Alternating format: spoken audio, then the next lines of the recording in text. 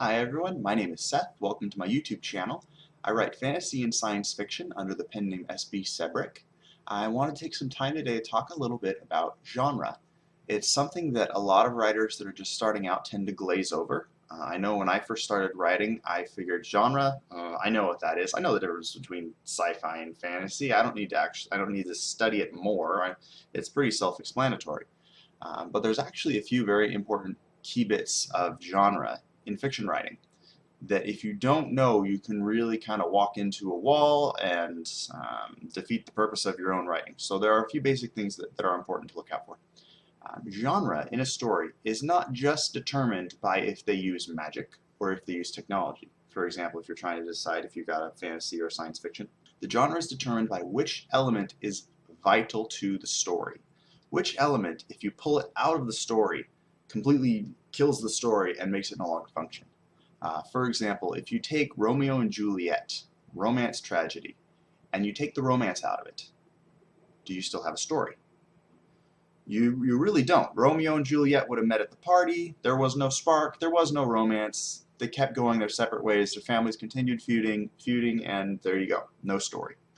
Another example of that would be Lord of the Rings if you take out magic.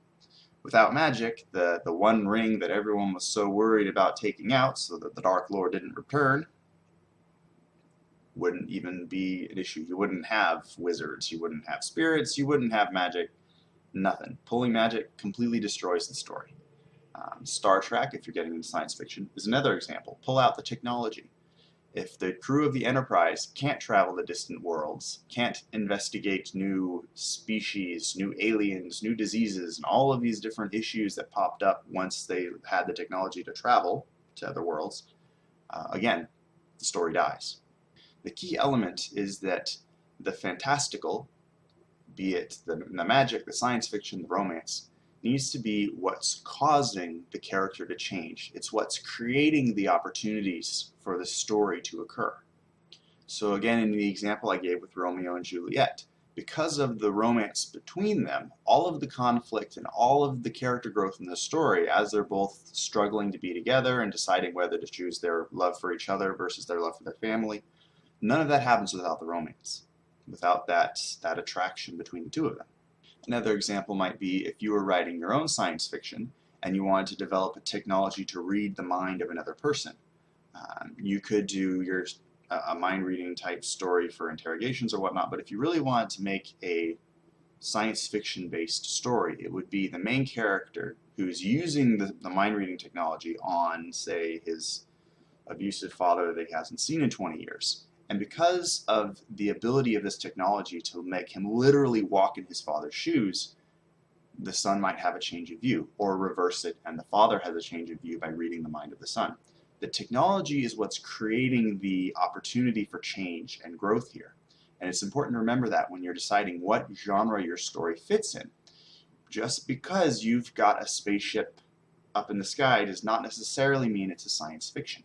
It's important to understand that because we as writers, we tend to get a blind eye towards our own genre. We see the story as this big whole bundle of all of these little subplots and all of the character developments, everything that we've worked on to make this novel so beautiful. It's hard for us to boil it down to just that key underlying thread that holds it all together. So when you're getting your novel ready for publishing and you're trying to figure out which genre it goes into, or if you're going for traditional, which publisher you want to aim towards, make sure that your first reader, the person that you're sharing the story with at first, knows to look for what genre it fits in, what the key underlying element is that holds the story together. For example, one of the writers I follow is Dean Wesley Smith. He's written hundreds of novels and short stories, and one of the stories that he shares is he was working on a piece and gave it to his wife to read. She was his first reader.